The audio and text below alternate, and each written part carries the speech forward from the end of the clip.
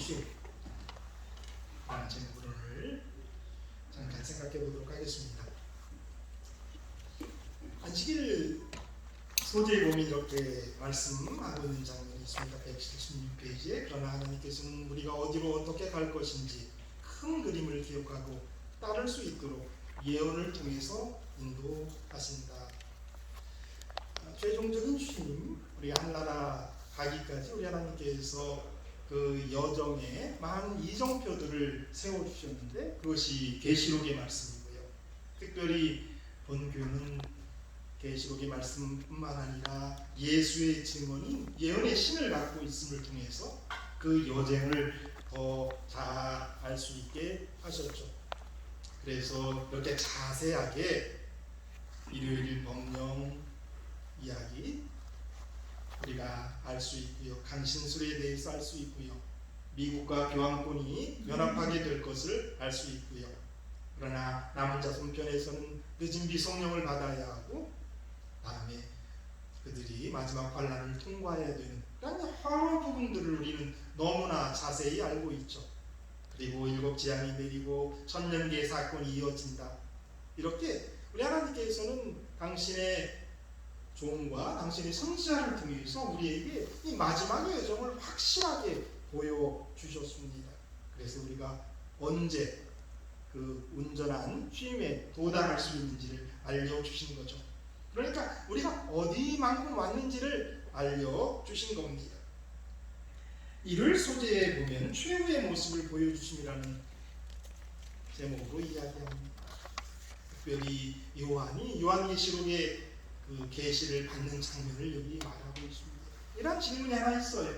요한은 이 환상을 통해 어떤 위로를 받았을 것으로 생각됩니다.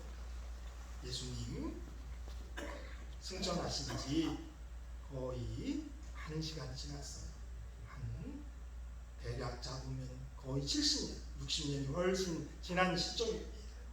그런데 그가 밤모세 섬에 유배되어 있는데 주의 날에 안식일에 그가 아닌 그 예수님이 오셨습니다. 그가 놀래서 죽은 자 같이 되었을 때 우리 예수님께서 그의 오른손을 그에게 얹으시고 두려워 말라라고 말씀하셨죠. 얼마나 이거보다 더 큰 위로가 그에게 어디 있었겠습니까? 그가 기도로서 예수님과 늘 교통하고 있었지만 그가 지치고 홀로 외롭게 밤무섬에 있을 때 예수님께서 그에게 손을 얹으셨어요. 그리고 두려워만 하시면서 마지막 사건들을 이야기해 주셨죠. 엄청난 큰 위로였는데 그에게 주신 그 계시는 오늘 우리에게 이정표가 되고 또 우리로 쉼에 최종적인 쉼에 이르는 길을 알려주고 있습니다. 요한이 계시록에 기록한 위대한 묵시적 환상은 그에게 하나님의 섭리와 약속 가운데 평안한 쉼을 얻게 하였다라고 여기 말씀하십니다. 예수님께서 그때 말씀하셨어요. 당신은 처음과 끝이고 알파와 오메가라고 말씀하셨습니다. 그런데 이 끝만 알고 있는 것 그건 아주 중요한 것 아니에요. 그런데 그 시작과 여정과 끝을 우리에게 알려주셨다는 것이 정말 중요합니다. 그래서 그 원인이 알고 그 원인이 어떻게 해결되는지 죄가 어떻게 시작되었는지 사단이 어떤 일을 했는지 그리고 사단이 어떻게 끝나는지까지 자세하게 알려주시면서 그러니까 그 시작도 우리에게 알려주셔서 그 끝이 어떻게 될 것인지를 더욱 확실하게 우리에게 알려주신 것이 요한계시록의 말씀입니다. 그래서 하늘에서의 전쟁부터 마지막 전쟁까지 그 모든 것을 우리에게 알려주시고 그 하나하나의 여정들을 우리에게 알려주신 것이죠. 요한이 어떤 위로를 받았을까? 요한이 많은 위로를 계시를 받으면서 받았습니다. 그가 7 교회에 관한 계시를 받을 때에 그 첫 번째 에베소 교회에 주어진 기별 가운데에서 7 별을 붙잡고 7 금촛대를 사이를 거니시는 이가 이르시되 자 별은 지도자인 것 우리 압니다. 촛대는 뭡니까? 교회예요. 7교회, 역사적으로 이어지는 그 7교회를 다니시면서, 그 사이를 다니시면서 그 촛대가 꺼지지 않기를 인도하시는 그러한 예수님을 그가 만났을 때 큰 위로를 얻었겠죠. 계시록 5장에 보면 7인 얘기가 나와요. 이 7인이 띄어져야 예수님이 오십니다. 그런데 띄를 사람이 없어요. 그런데 장로 중에 한 사람이 말하죠. 울지 말라. 유대 지파의 사자 다윗의 뿌리가 이겼으니 그가 그 두루마리와 그 7인을 떼시는, 그리고 정말 그분이 하나하나 떼시는 걸 봤어요. 라는 것을 통해서 그가 우리 하나님이 이 역사 가운데 함께 하심을 그렇게 계속 보여주시고 믿고, 그리고 결국 7인이 떼어질 때 예수의 재림과 관련된 사건이 있을 것을 알게 되는 거죠. 또 마지막에 보면 계시록 22장 20절에 보면 예수님께서 직접 이렇게 말씀하신 것 아닙니까? 이것들을 증언하신 이가 이르시되 내가 진실로 속히 오리라 하시거든. 아멘. 주 예수여 오시옵소서. 예수님께서 직접 내가 속히 오겠다라고 말씀하셨어요. 이런 모든 말씀이 요한에게도, 그리고 오늘 이 마지막 시대를 사는 저와 여러분에게도 큰 의미가 있는 거고, 이 지구를 또 교회를 붙들고 계시는 그 예수님, 그 모습을 우리는 이해하고 감사하게 되는 것이죠. 자, 월요일 소재에 보면 카운트다운이라고 하는 제목으로 말씀을 하십니다. 이 카운트다운하고 올려세는 것하고는 엄청 다른 의미가 있습니다. 자, 내가 열밤 후에 온다라고 하면 이제 하루하루 새겨서 열이 되면 오면 좋은데, 그 열이 11가 될 수 있고 12이 될 수 있습니다. 무한정 이어질 수 있습니다. 그러나 카운트다운하는 것은 이어지는 게 아니에요. 10에서부터 쉰다면 1 다음에는 반이고 반의 반이고 반의 반이고 우리가 뭐 그런 이야기 하지만 결국은 어떻게 됩니까? 늘어갈 수는 없어요. 우리가 어거지로 반의 반, 반의 반의 반 이야기해도 결국은 어떻게 되는 거예요? 카운트다운이 끝나고 예수님이 오신단 말이에요. 아멘. 그래서 이 카운트다운이라고 하는 의미는 정말 중요한 거예요. 결코 우리 하나님은 이렇게 늘려서 이렇게 질질 끄는 게 아니라 줄여서 끝나는 거예요. 내려가서 끝나는 것이 예수님의 계획과 재림의 여정이다라는 것 기억하셨으면 좋겠습니다. 여기 180페이지에 이런 말씀이 있어요. 그 누구도 재림의 날이나 시간을 알지 못하지만 하나님께서는 우리가 주변에서 일어나는 일을 주의 깊게 살펴보고 가늠할 수 있는 예언을 주셨다. 이 우주적 투쟁에서 우리는 단순한 구경꾼이 아니다. 우리는 복음을 세상 끝까지 전파하는 적극적인 참여자가 될 터인데, 그 말은 우리 역시 박해를 받을 것이라는 뜻이기도 하다. 마태복음 24장에 예수님께서 재림에 대해서, 재림의 징조에 대해서 이야기하는 말씀을 풀면서 이런 말씀을 하십니다. 물론 예수님이 오시기 전에 환난이 있을 것이다라고 성경은 말합니다. 그리고 그 모든 것은 선악간의 큰 쟁투임이 분명합니다. 그런데 우리는 그저 그것을 구경하는, 멀리서 바라보는 삼자가 아니라 우리는 그 가운데, 그 선악의 쟁투 가운데 참여하는 사람들이고, 그리고 참여할 뿐만 아니라 예수님의 재림과 이후에 나오는 새 천사의 기별을 전하는 사람이 되어야 하는 것이고, 그런 와중에 사람의 박해를 받을 수밖에 없는 존재다라는 이야기를 여기 하고 있습니다.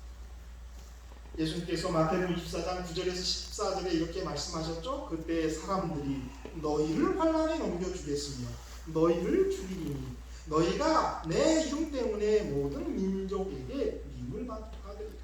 그때 많은 사람이 실족하게 되어 서로 잡아주고 서로 미워하겠습니다. 거짓 선지자가 많이 일어나 많은 사람을 미혹하겠습니다. 불법이 성함으로 많은 사람의 사랑이 식어지리라. 그러나 끝까지 견디는 자는 구원을 얻으리라.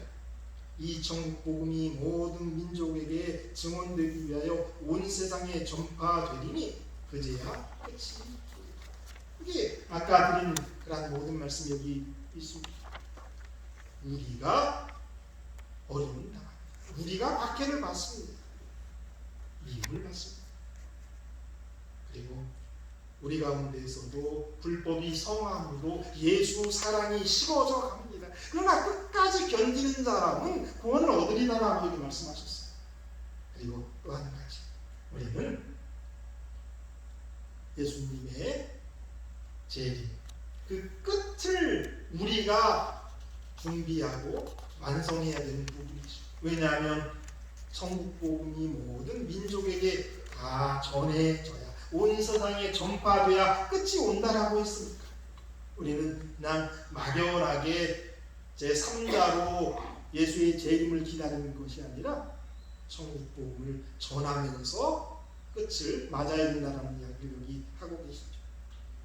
그러면서 바이블 소재에 보면 전진 명령이라는 이야기를 합니다. 새 천사에 관한 기별입니다.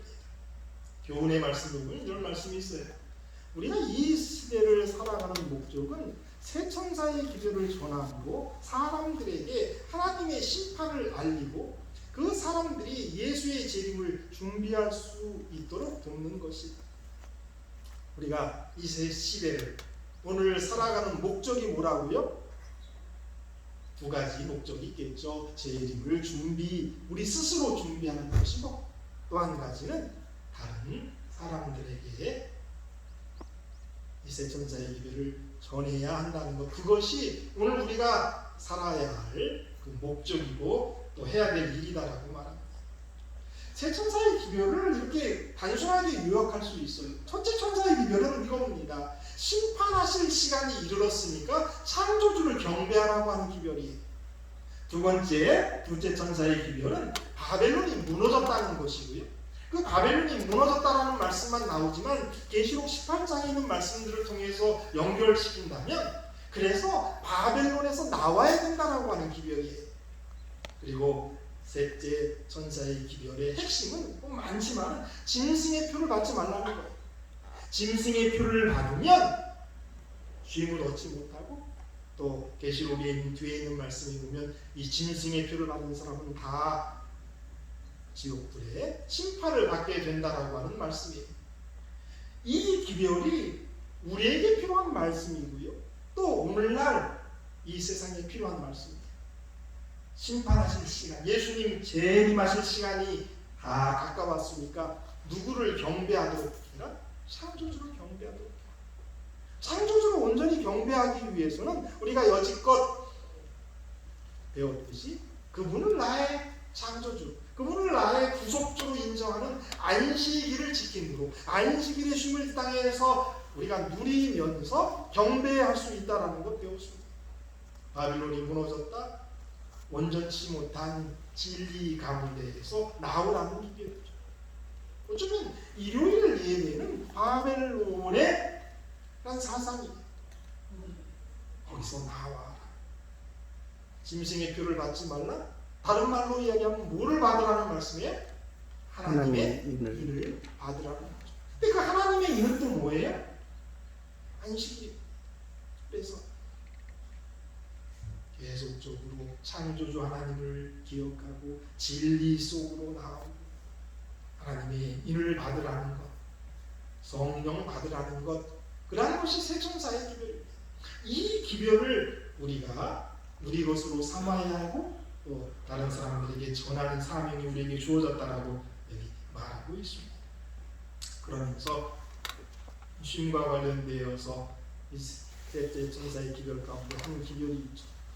또 다른 천사고 셋째가 그 뒤를 따라 큰 음성으로 이르되 만일 누구든지 짐승과 그의 우상에게 경배하고 이마에나 손에 표를 받으면 그도 하나님의 진노의 포도주를 마시리니 그 진노의 잔에 섞인 것이 없이 부은 포도주, 거룩한 천사들 앞과 어린 양 앞에서 불과 유황으로 고난을 받으리니 그 고난의 연기가 세세토록 올라가리라. 짐승과 그의 우상에게 경배하고 그 이름의 표를 받는 자는 누구든지 밤낮 쉼을 얻지 못하리라. 여기 짐승의 표를 받으면 뭐하지 못한다라고 말씀하세요? 쉼을 얻지 못한다. 밤낮 쉼을 얻지 못한다라고 말씀하셨어요.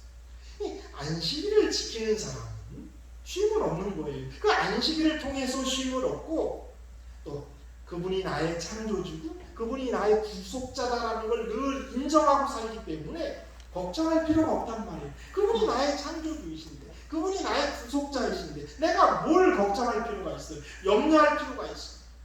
그죠? 맡기고 주어진 길을 걸어가면 되죠. 그러나 여기 짐승의 표를 받은 사람은 쉬지 못한다. 그래서 진정 최종적인 쉼에 들어가기를 원하는 사람은 짐승의 표를 받아서는 안 되는 것이. 그들은 하나님의 인, 그러니까 내가 하나님의 것이다 라고 인쳐지고 우리의 삶이 그분이 나의 창조주고 그분이 나의 구속자다라는 그런 확신 속에서 그거를 전하는 것. 그것이 세천사의 기별을 전하는 거고 또 그 기별을 얻은 우리가 살아야 되는 모습이다라고 우리가 여기서 배울 수가 있습니다. 마지막 소리인데요. 평안한 휴식이다라고 하는 제목으로 말씀하십니다. 마지막은 아니네요. 죽은 사람이 편히 쉬고 있다는 생각은 죽음 이후에 일어날 일에 대한 정확한 진술이라 할 수 있다. 그러나 죽은 자들은 쉬고 있다. 믿는 자들에게는 죽음의 사소한 문제에 불과하다. 그리스도께서는 그것을 마치 순간의 일처럼 말씀하셨다. 사람이 내 말을 지키면 죽음을 영원히 보지 아니하리라. 죽음을 영원히 맛보지 아니하리라. 그리스도인에게 죽음이란 잠자는 것이며 한순간의 침묵과 어둠에 불과한 것이다. 생명이 그리스도와 함께 하나님 안에 감추어 있으며 우리 생명이신 그리스도께 나타나실 그때 너희도 그와 함께 영광 중에 나타날 것이다. 시대의 소망 787페이지 뒷부분에 있는 다운편에 있는 말씀은 시대의 소망에 있는 말씀입니다. 여기 두 가지 성경줄이 있어요. 내 말을 지키면 영원히 죽음을 맛보지 아니하리라고 예수님께서 말씀하셨어요. 진실로 너희에게 이르노니 사람이 내 말을 지키면 영원히 죽음을 보지 아니하리라. 예수님께서 말씀하셨어요. 영원히 죽음을 보지 않는다라고 할 때 이 죽음은 어떤 죽음이냐면 둘째 사망이에요. 그러니까 우리가 시간이 많이 지났으니까 결론을 내야 될 텐데요. 첫째 사망은 뭐가 첫째 사망이에요? 잠자는 것이고 무덤 속에 있는 겁니다. 둘째 사망은 뭐예요? 죄에 싹신 사망이에요. 그래서 예수님께서 너희가 영원히 죽음을 맛보지 않는다라고 하는 것은 첫째 사망을 말하는 거예요? 둘째 사망을 말하는 거예요? 이렇게 또 정확하게 크게 이야기 못하세요? 몇째 사망을 말하고 있는 거예요? 둘째 사망을 말하고 있는 거예요. 그러니까 예수 믿으면 둘째 사망을 맛보지 않는 거예요. 둘째 사망을 당하지 않는 거죠. 그리고 첫째 사망은 뭐 하는 거예요? 잠자는 거예요. 무덤 속에 있는 거예요. 그런데 무덤 속에 있는 자가 다 그의 음성을 들어요. 그리고 예수 안에서 죽은 자들은 뭐예요? 부활을 하죠. 그 이야기를 하면서 우리가 죽음마저도 두려워할 필요 없고 또 첫째 사망은 안식일 수 있다, 쉴 수 있다라는 얘기를 하고 있습니다. 마지막 소리입니다. 주 안에서 항상 기뻐하라. 주 안에서 항상 기뻐하라. 내가 다시 말하노니 기뻐하라. 너희 관용을 모든 사람에게 알게 하라. 주께서 가까우시니라. 아무것도 염려하지 말고 다만 모든 일에 기도와 간구로 너희 구할 것은 하나님께 감사함으로 하내라. 여기 마지막, 그러니까 오늘 이번 교과의 마지막 이야기를 하면서 이 성경절을 굳이 썼습니다. 그런데 여기서의 핵심은 뭐라는 거예요? 주 안에서라는 거죠. 주 안에서. 주 안에 있을 때에 우리가 어떠한 상황에 있든지 간에 우리가 기뻐할 수 있고 또 염려할 필요 없고 또 주 안에 있을 때 주 안에서 잠든 자들이 일어나는 것이고 주 안에 있는 사람은 마지막 환난을 통과할 것이고 주 안에 있는 사람은 결국 어디에 갈 것이다? 하늘나라에 갈 것이다. 영원한 쉼에 들어갈 것이다 라는 이야기를 여기서 하고 있습니다. 그러니까 이분이 이 쉼이라고 하는 이야기의 핵심에서 맨 마지막에 하고 싶었던 얘기는 뭐예요? 뭐 안에만 있으면 된다? 주 안에만 있습니다. 주 안에만 있으면 뭐한다? 힘이. 그것은 이 땅에서도 그렇고 영원한 하늘에서도 그 숨을 누린다라는 이야기를 하면서 마치고 있습니다. 여러분들 모두 주 안에 계심으로 최종적인 쉼을 누리고 지금 이 땅에서도 기뻐하면서 우리 하나님께 모든 것 맡기고 안식을 지키면서 행복하게 사셨으면 좋겠습니다. 우리 묵상하고 마치겠습니다.